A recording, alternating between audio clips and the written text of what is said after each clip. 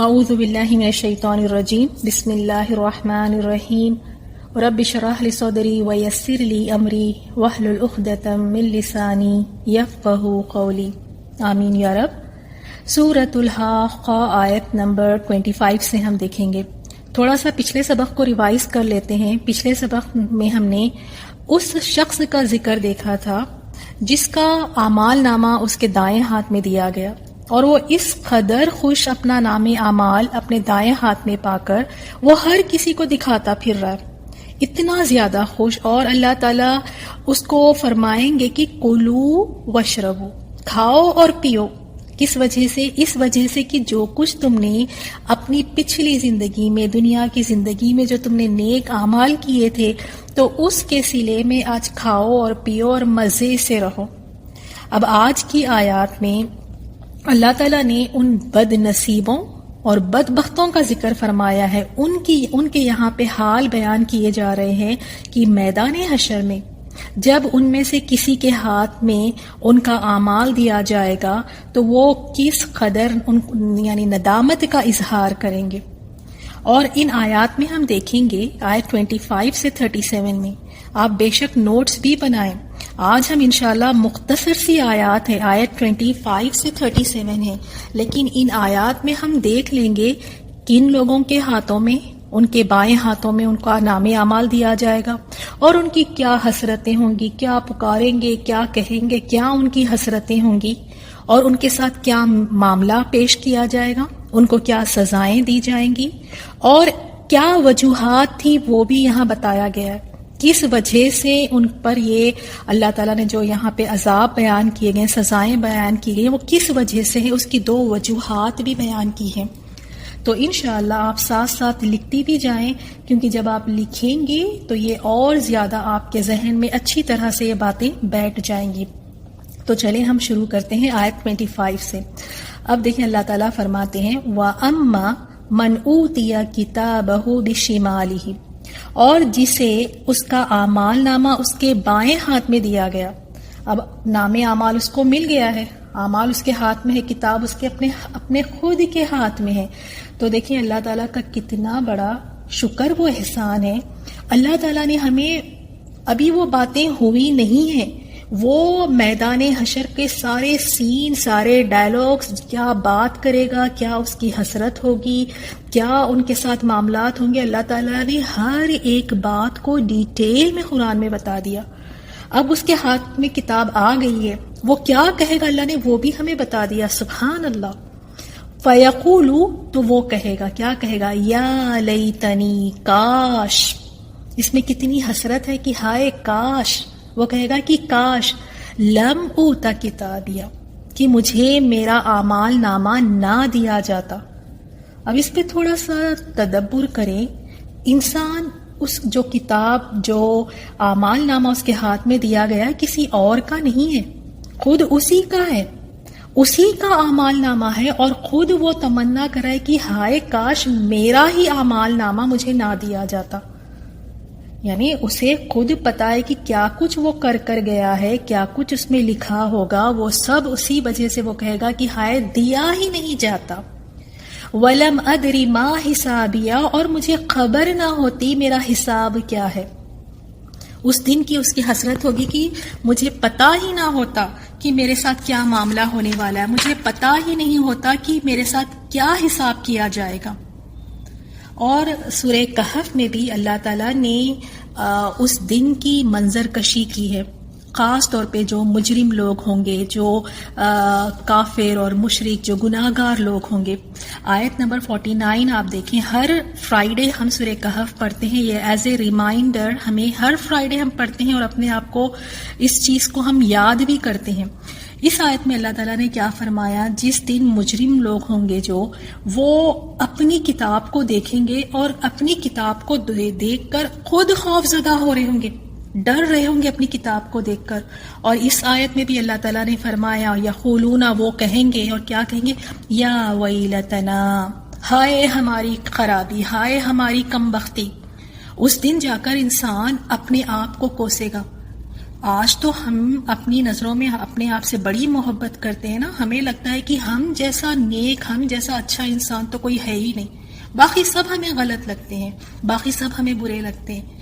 لیکن میدان حشر کا دیکھیں ایسا حال ہوگا، انسان خود کہے گا کہ ہائے کم بختی، ہائے میری خرابی۔ کیوں کہے گا مالی ہادل کتاب، یہ کیسی کتاب ہے؟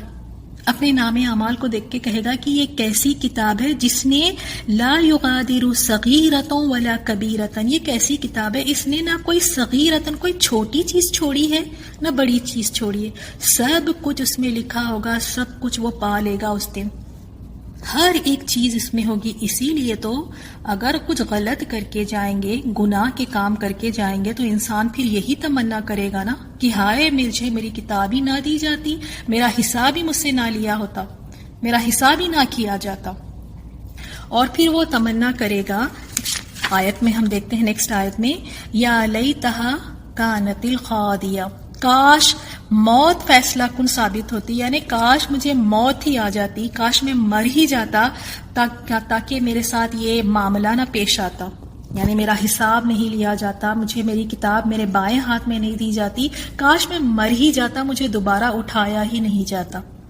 اور موت کسی کو نہیں پسند، کسی کو نہیں، کوئی نہیں مرنا چاہتا۔ دنیا کی زندگی میں موت سے تو ہمیشہ بھاگتے رہے ہیں، ڈرتے رہے ہیں، موت کا ذکر بھی سننا نہیں چاہتے تھے۔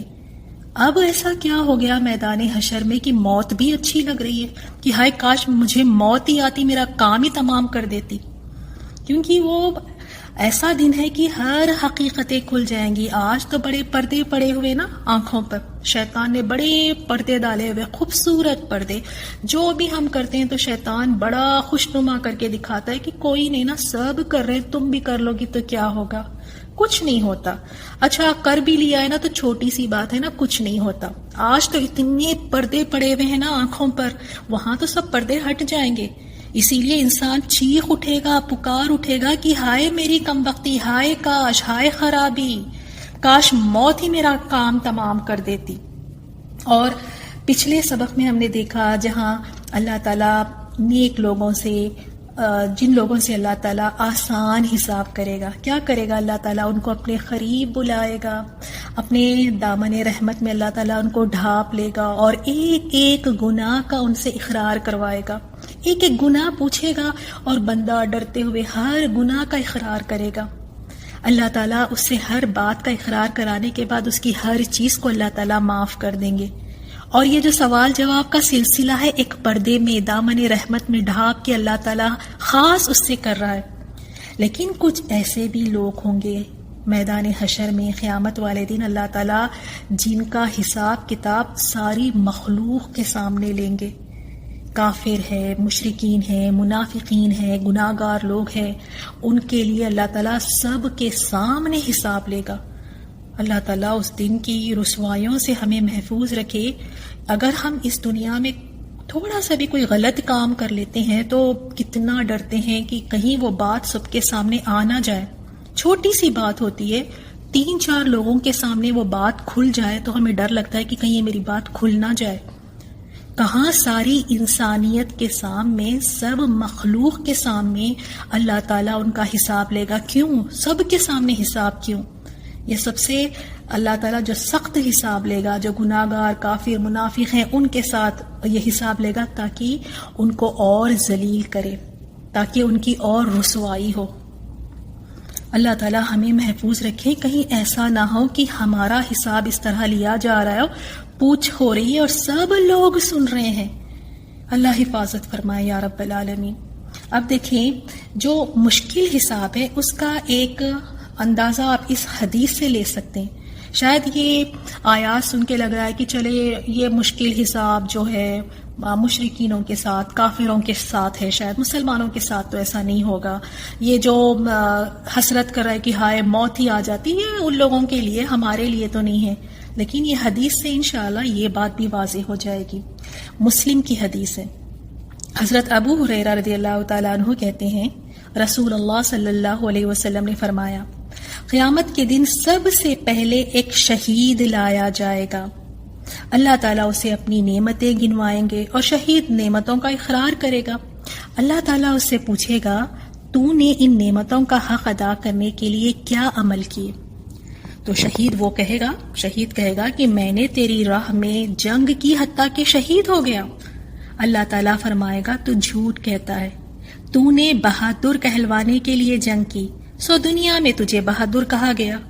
پھر فرشتوں کو حکم ہوگا اور اسے منہ کے بل گھسیٹ کر جہنم میں ڈال دیا جائے گا۔ کس کا انجام ہے یہ؟ ایک شہید جس نے اپنی جان گنوا دی اللہ تعالیٰ کے راستے میں، اللہ تعالیٰ کی راہ میں، جنگ میں، جہاد میں شہید ہوا، لیکن نیت درست نہیں تھی۔ کیا حشر ہو رہا ہے اس کا کہ اوندھے منہ کے بل گھسیٹ کر جہنم میں سے ڈالا جائے گا، اور پھر اس کے بعد وہ آدمی کو لایا جائے گا جس نے خود بھی علم سیکھا اور دوسروں کو بھی سکھایا اور قرآن پڑھا۔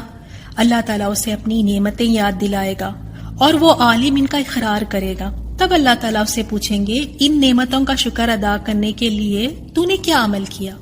وہ عرض کرے گا یا اللہ میں نے علم سیکھا، لوگوں کو سکھایا اور تیری خاطر لوگوں کو قرآن پڑھ کر سنایا۔ اللہ تعالیٰ ارشاد فرمائے گا تو نے جھوٹ کہا، تو نے علم اس لیے سیکھا تاکہ لوگ تمہیں عالم کہے، اور قرآن اس لیے تو پڑھ کر سنایا کرتا تھا کہ لوگ تجھے قاری کہے، سو دنیا نے تمہیں عالم و قاری کہا۔ پھر فرشتوں کو حکم ہوگا اسے منہ کے بل گھسیٹ کر جہنم میں ڈال دیا جائے۔ اس کے بعد تیسرا آدمی لایا جائے گا جسے دنیا میں خوشحالی اور ہر طرح کی دولت سے اللہ تعالیٰ نے اسے نوازا تھا۔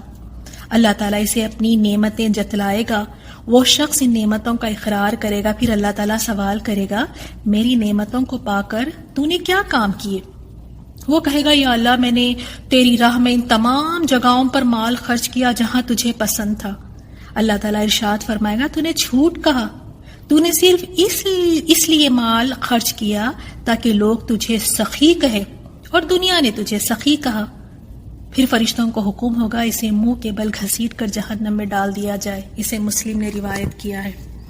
اس حدیث سے ہمیں پتہ چلا کہ ایک شہید، ایک عالم، ایک قاری اور ایک جو اللہ کے راستے میں خرچ کرنے والا شخص، لیکن نیت درست نہیں تھی، ان کے اعمال اللہ تعالیٰ کی رضا کے لیے نہیں تھے، اور ان کا انجام کیا ہوا کہ انہیں گھسیٹ کر اس قدر رسوائی کے ساتھ جہنم میں ڈالا گیا۔ اللہ تعالیٰ سے آج ہم سوال کرتے ہیں کہ اللہ تعالیٰ ہمیں اخلاص عطا فرمائے، جو بھی ہم عبادات کریں، جو بھی ہم نیک اعمال کر رہے ہیں، اللہ تعالیٰ ان سب میں ہمیں اخلاص عطا فرمائے کہ ہم صرف اپنے رب کو راضی کرنے کے لیے کریں، یہ نہیں کہ لوگ میری تعریفیں کریں یا مشہور ہو جاؤں، یا ان چیزوں کے لیے نہیں، صرف رب کی رضا کے لیے۔ اور اللہ تعالیٰ سے ساتھ ساتھ یہ بھی دعا کرتے رہیں کہ یا اللہ ہمارے ان اعمال کو تو قبول بھی فرما لے۔ تو یہ ہے مشکل حساب۔ جب اللہ تعالیٰ کسی سے پوچھ تاچھ کر لے تو سمجھیں کہ وہ ہلاک ہو گیا۔ اسی لیے ہمیں ہمیشہ دعا یہی کرنا ہے کہ یا اللہ آسان حساب فرمانا۔ اب دیکھیں اس کی اور کیا یعنی حسرتیں ہوں گی، اور وہ کیا کیا کہے گا۔ وہ کہے گا نیکسٹ آیت 28 میں ما اغنا انی مالیہ، مجھے میرے مال نے کچھ فائدہ نہ دیا۔ یہاں آنکھیں بالکل نہیں کھلی، یہاں تو مال کے پیچھے اندھا بنا رہا نا، مال کے پیچھے بھاگتا رہا کہ بس کسی طرح جما لوں، بچا لوں، اسی کے پیچھے نہ نمازوں کا خیال رہا، اسی مال کے پیچھے اپنے آپ کو ہلکان کیا، اسی مال کے پیچھے نہ حلال کا خیال نہ حرام کا خیال، بس کسی طرح کمالو کیا بنا؟ ساری زندگی اس مال کے پیچھے بھاگتے رہے، کہاں گیا وہ مال؟ میدان حشر میں تو کہیں نہیں نظر آ رہا۔ وہ خود ہی کہہ رہا ہے کہ ما اغنا انی مالیہ، مجھے تو میرے مال نے کچھ نہ فائدہ دیا، یہ مال نے اس کو کچھ نہیں فائدہ دیا۔ کاش یہ مال کمانے میں وہ اللہ تعالیٰ کے حق ادا کرتا۔ آگے ہم آیت دیکھیں گے کس طرح کیا کیا کرنا چاہیے، اس مال کو اللہ کی رضا میں لگاتا، صحیح طریقے سے کماتا، اس مال کی وجہ سے دنیا میں غرق نہیں ہو کر اپنے مقصد کو نہ بھولتا، تو اس دن یہ حسرتیں نہیں ہوتی۔ اللہ تعالیٰ ہم سب کی عافیت کے ساتھ اصلاح فرما دے۔ آپ دیکھیں، اپنی نظر دوڑا کے دیکھیں، ہم خود بھی اس میں شامل ہیں۔ مال کا کیا نشہ ہے کہ اس مال کی وجہ سے اتنی محنت کر رہے ہیں اس دنیا میں، اتنا کمانے کے پیچھے لگے. آپ آدمیوں کی طرف خاص طور پر دیکھ لیں، نمازوں کا تک ہوش نہیں ہے کہ کتنی نمازیں چھوٹ جاتی ہیں. بس مال مال اور مال، یہ مال نہیں کام آنے والا. اور قیامت والے دن ایک انسان یہاں تک تمنا کرے گا کہ یا رب میری اولاد لے لے، میرے بیوی بچے لے لے، میرا مال لے لے، سب کچھ لے لے، لیکن بس مجھے چھوڑ دے. وہاں انسان کو صرف اپنی پڑی ہوگی، اپنی. تو اب یہاں اس کی بھی حسرت بتائی گئی ہے کہ یہ کہے گا کہ ہائے میرا مال مجھے کچھ نہیں پیدا دیا. ہلک انی سلطانیہ، میری سلطانی مجھ سے چھین گئی. یعنی میرے پاس جو قوت تھی، جو حکومت تھی، جو اقتدار تھا، جو پاور تھا، وہ سب کچھ مجھ سے چھین لیا گیا، وہ بھی میرے کچھ نہیں کام آیا.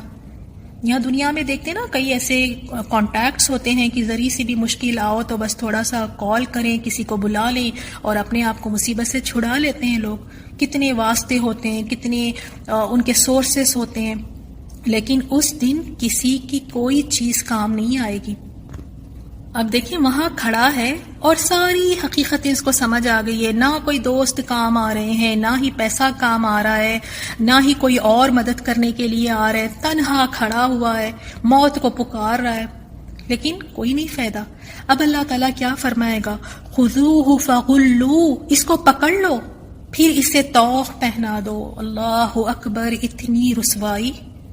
اللہ تعالیٰ فرمائے گا فرشتوں سے خذوہ فغلوہ، اس کو پکڑ لو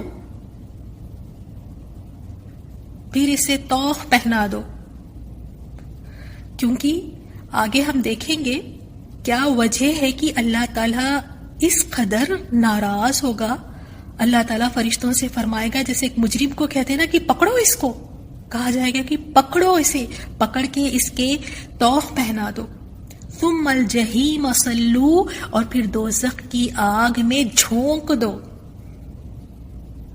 اللہم اجرنا من النار، اللہم اجرنا من النار. میدان حشر سے ہی فرشتے اس کو پکڑ لیں گے اور اس کے گردن میں طوق پہنا دیں گے اور اسے جہنم رسید کر دیں گے.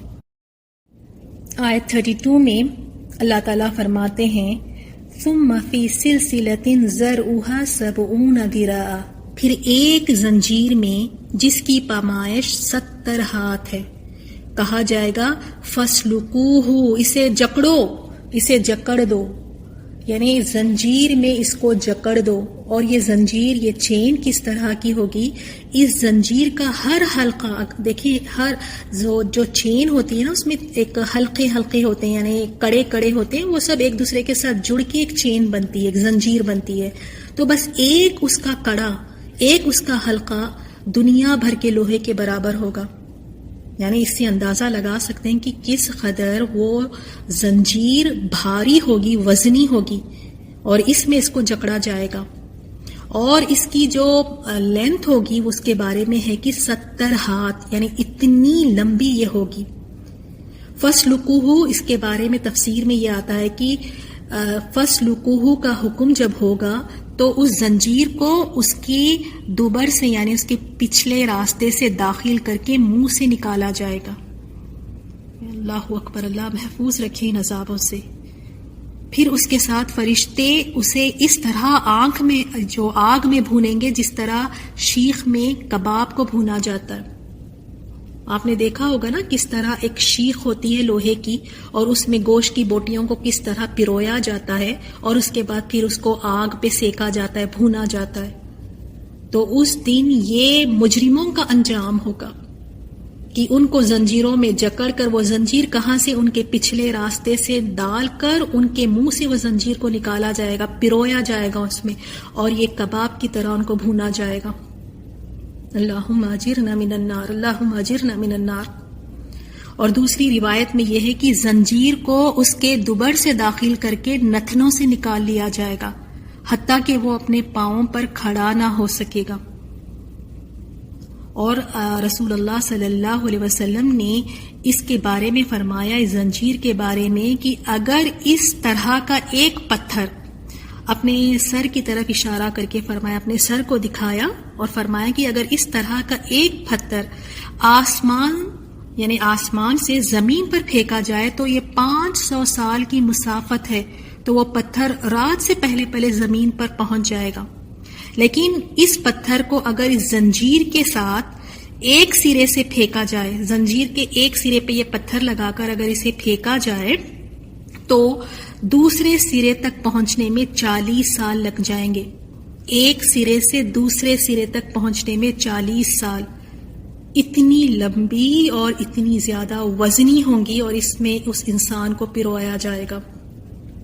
اب دیکھیں اس میں کوئی یہ نہ سمجھیں کہ اللہ تعالیٰ اتنے سخت عذاب کیوں دے رہا ہے، اللہ تعالیٰ یہ تو کوئی انصاف والی بات نہیں ہے، یہ تو غلط ہو رہا ہے. اللہ تعالیٰ نے پہلے ہی سب کو وارن کر دیا نا. اللہ تعالیٰ نے ایک ہدایت کا راستہ دکھایا، ایک گمراہی کا راستہ دکھایا، بتا دیا کہ یہ ہدایت کا راستہ ہے، گمراہی کا. اب چوائس از یورس کی، اب تم کس کو چوز کرنا چاہتے ہو. یہ بھی اللہ تعالیٰ نے بتا دیا کہ دنیا کی زندگی دھوکے کے سوا کچھ نہیں ہے. شیطان کی چالوں کے بارے میں بھی ہمیں بتا دیا. اللہ تعالیٰ نے ہر چیز کلیئر کر کے بتا دی ہمیں. اب ہم ہی اندھے بہرے بن کر اگر بیٹھے رہیں گے تو قصور کس کا ہے آپ بتائیں. اللہ تعالیٰ نے تو انصاف کیا اس کے ساتھ. یہ جو سزائیں اس کو مل رہی ہے کوئی ظلم نہیں کیا گیا. سب جانتے بوجھتے اس کو جب بتایا گیا پھر بھی یہ نہیں کیا تو اس کا انجام یہ ہے.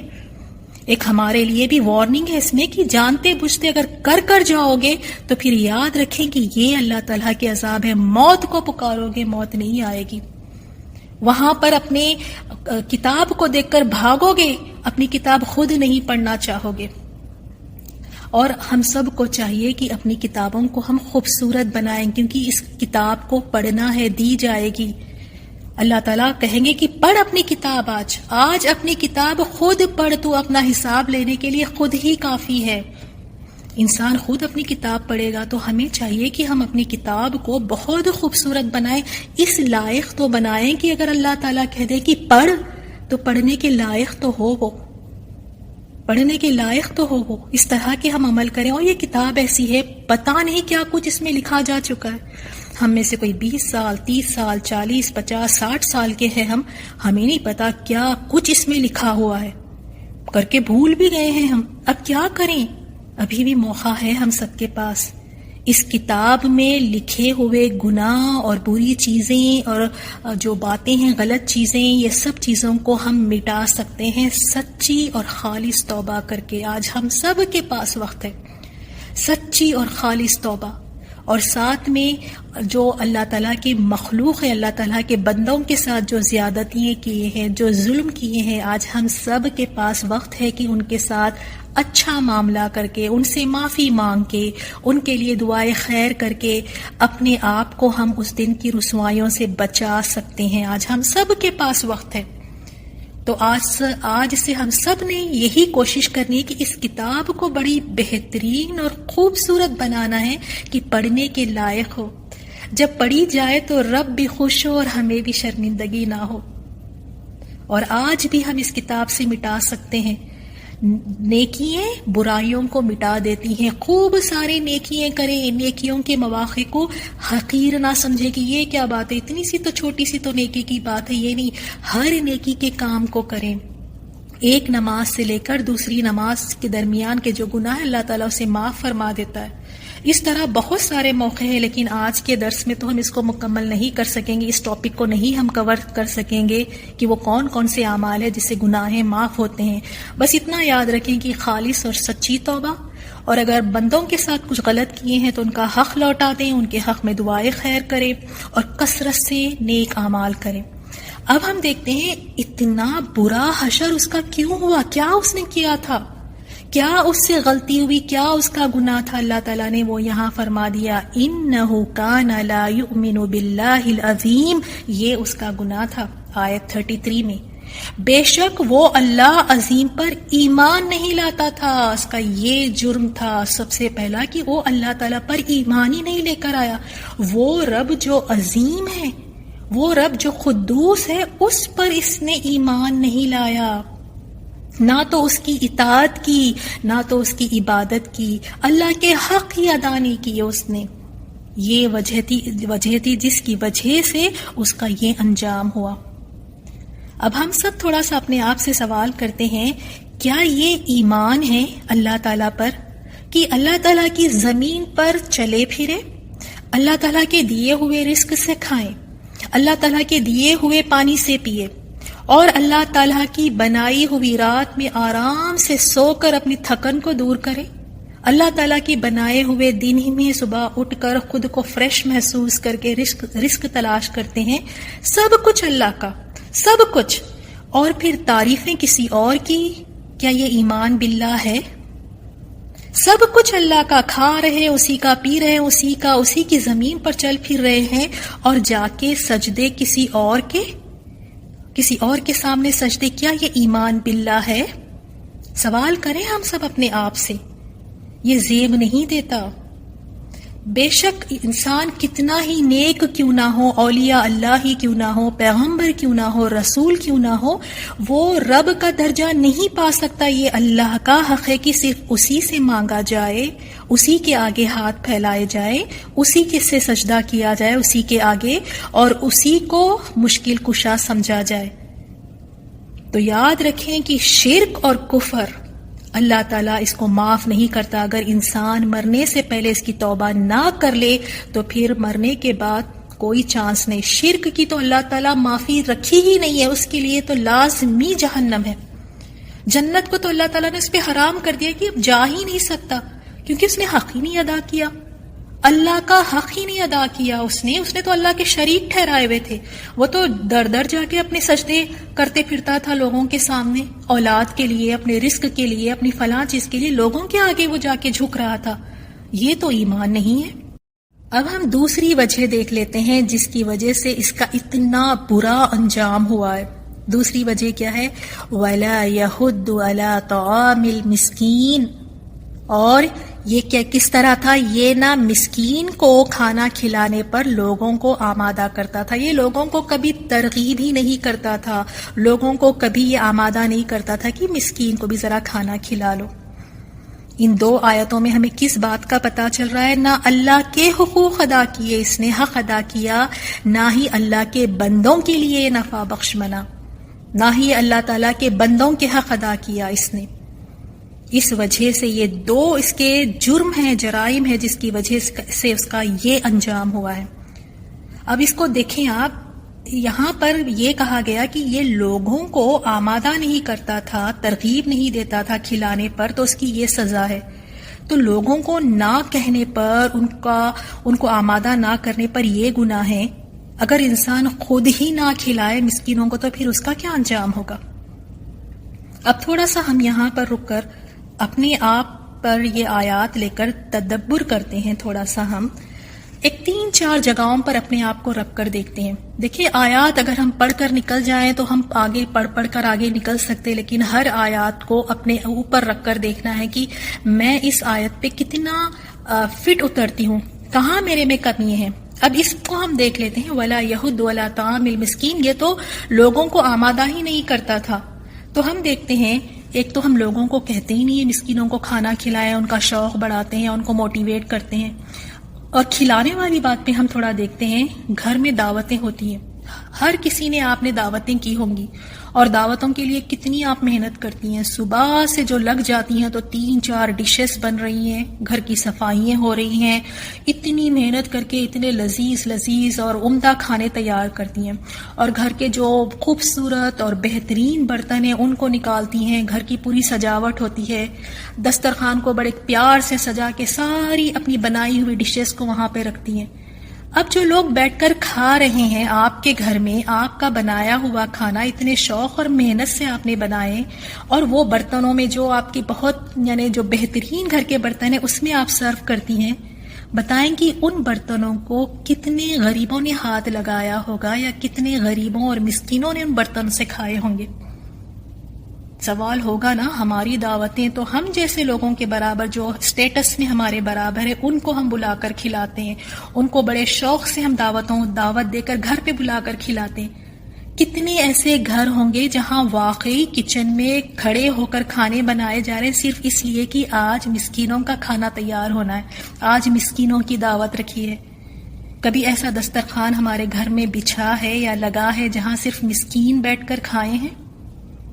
شادیوں کے حال دیکھ لیں کہ لاکھوں کا فنکشن ہال ہوتا ہے، اور لاکھوں میں طرح طرح کے کھانے تیار کیے جاتے ہیں شادی میں، امیر سے امیر لوگ آ کر کھا کے جاتے ہیں اور نام رکھ کر ہی جاتے ہیں. کسی غریب کو نہیں بلایا جاتا شادی میں کہ ان کو بھی عزت کے ساتھ بلا کے کھانا کھلایا جائے. غریب کو کھانا کھلائیں، پیٹ بھر کھا کر دل بھر کے دعائیں دے کر جائے گا. امیروں کو بھی کھلائیں، لیکن یہ ہے کہ یہاں مسکین کی بات آئی ہے. مسکین، کیا ہماری گھر کی دعوتوں میں مسکینوں کا حصہ ہے؟ آتے ہیں گھر مسکین؟ کیا ہمارے شادیوں میں ہم بلاتے ہیں مسکینوں کو؟ ہم جا کر ہوٹلز میں، ریسٹورینٹس میں ہزاروں کا کھانا کھاتے ہیں ویکینڈز پر فیملی کے ساتھ. ہزاروں کا، 1000 2000 کا بل آئے گا. اس میں سے 50 روپے کی توفیق نہیں ہوتی ہے کہ میں 2000 کا اللہ نے مجھے کھلایا ہے، یا رب تو نے مجھے میرے من پسند کھانے کھلائے ہیں، اتنی زیادہ 2-3 ہزار لگا کر میں کھائی ہوں، یا رب تیرا شکر ہے کہ یہ 50 روپے سے میں کچھ خرید کے کوئی مسکین کو کھلا دوں شکرانے کے طور پر. مسکینوں سے محبت ہی نہیں رہی. مسکینوں کو نہ ساتھ بٹھانا چاہتے ہیں، نہ مسکینوں کو کھانا کھلانا چاہتے ہیں، نہ مسکینوں کو دعوت ہم دیتے ہیں. رسول اللہ صلی اللہ علیہ وسلم تو غربا اور مسکینوں سے بہت محبت کرتے تھے. یہ ہم نے بھی اپنے آپ میں اس کو پیدا کرنا ہے، مسکینوں سے محبت کرنا سیکھیں، اپنے بچوں کو بھی سکھائیں. تو یہ 2 وجوہات ہے جس کی وجہ سے ان کا یہ انجام ہو رہا ہے. اور اللہ تعالیٰ نے فرمایا آیت نمبر 35 میں فَلَيْسَ لَهُ الْيَوْمَ هَاهُنَا حَمِيمٌ، لہٰذا آج اس کا بھی یہاں کوئی غمخوار، کوئی دوست نہیں ہوگا. اکیلا تنہا کھڑا ہوگا میدان حشر میں، اکیلا. دنیا میں اگر تھوڑی سی بھی ہمیں کوئی مشکل آ جاتی ہے، کوئی پریشانی، کسی اپنے کو فون کر کے بلا لیتے ہیں. بے شک وہ انسان کچھ کرتا نہیں ہے، لیکن اگر ساتھ ہی کھڑا ہو تو ایک تسلی بن جاتی ہے کہ بھئی چلو کوئی تو میرے ساتھ ہے. اور وہاں ایسی یعنی وہاں کے جو عذاب ہے، وہاں کی جو چیزیں ہیں اس قدر شدید اور خوفناک ہے، اور انسان اکیلا کھڑا ہے، نہ کوئی دوست، نہ کوئی قریبی رشتہ دار، کوئی بچانے والا نہیں، کوئی سفارش کرنے والا نہیں، کوئی نہیں، اکیلا کھڑا ہے. وَلَا طَعَامٌ إِلَّا مِنْ غِسْلِينَ، اور نہ پیپ کے سوا اس کے لیے کھانا ہے. اور اس کے لیے کھانا کیا ہے؟ صرف پیپ، غسلین اس کو دیا جائے گا. ابن عباس رضی اللہ تعالیٰ عنہ کہتے ہیں غسلین یعنی وہ خون اور پانی ہوگا جو ان کے گوشت سے بہ رہا ہوگا. جتنے بھی جہنمی ہوں گے ان کے جو گوشت سے جو پانی بہے گا، جو خون بہے گا، اس کو غسلین کہتے ہیں.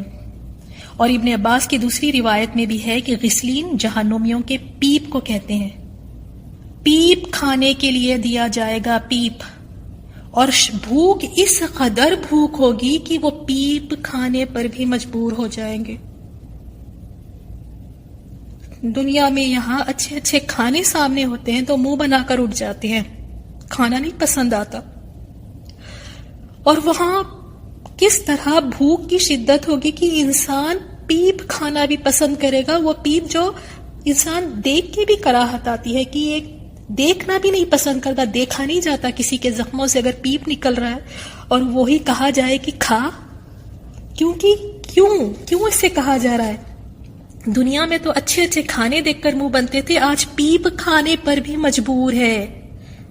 سزا کے طور پہ اس کو دیا جائے گا کیونکہ اس نے ایمان ہی نہیں لایا. انہ کان لا یؤمن باللہ العظیم، اس نے تو اللہ کا حق ہی نہیں ادا کیا، اطاعت ہی نہیں کی، عبادت ہی نہیں کی اس نے، اور یہ مسکینوں کو کھلانے کی ترغیب نہیں دیتا تھا. تو آج یہ خود غسلین کھائے گا. لا یاکلہ الا الخاطئون، اور اللہ تعالیٰ نے فرمایا جسے گناہگاروں کے سوا کوئی نہیں کھائیں گے. یہ گناہگاروں کی غذا ہے، ان کو یہ کھانے کے لیے وہاں پہ دیا جائے گا جو کفر کر کے گئے، شرک کر کے گئے، جو ایسے گناہ کے کام کر کے گئے، تو ان کے لیے یہ کھانا ہوگا، گناہگاروں کا کھانا. تو اللہ تعالیٰ سے ہم اپنے گناہوں کی معافی مانگتے ہیں. اللہ تعالیٰ سے ہم یہ دعا کرتے ہیں کہ یا اللہ اپنے فضل و کرم سے یا رب العالمین ہمارا آسان حساب کرنا. یا اللہ ہمارا جو اعمال نامہ ہے یا رب اسے ہمارے دائیں ہاتھ میں عطا فرمانا. اور ان آیات کو دوبارہ پھر سے سنیں، یعنی ان کی جو عربک میں جو اس کی تلاوت ہوگی اس کو غور سے سنیں. انشاءاللہ ایک ایک آیت آپ کے دل پر اثر کرے گی، ایک ایک آیت آپ کے ایمان میں اضافہ کرے گی. اور جب ایمان میں اضافہ ہوتا ہے تو انسان کے عمل میں بھی اضافہ ہوتا ہے، عمل بھی انسان پھر شوق سے کرتا ہے. تو ہم سب نے یہ دیکھنا ہے کہ اگر ہم بچنا چاہتے ہیں کہ ہمارا نام اعمال ہمارے بائیں ہاتھ میں نہ دیا جائے تو ان آیات پر غور و فکر کریں اور اس میں جن چیزوں کو بتایا گیا ہے اس سے پرہیز کریں اور دور رہیں۔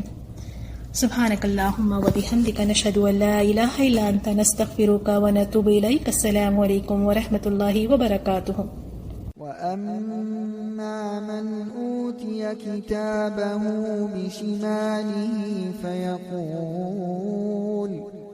فيقول يا ليتني لم أوت كتابيه ولم أدر ما حسابيه يا ليتها كانت القاضية ما أغنى عني ماليه هلك عني سلطانيه خذوه فغلوه ثم الجحيم صلوه ثم في سلسلة ذرعها 70 ذراعا فاسلكوه إنه كان لا يؤمن بالله العظيم ولا يحض على طعام المسكين فليس له اليوم هاهنا حميم ولا طعام إلا من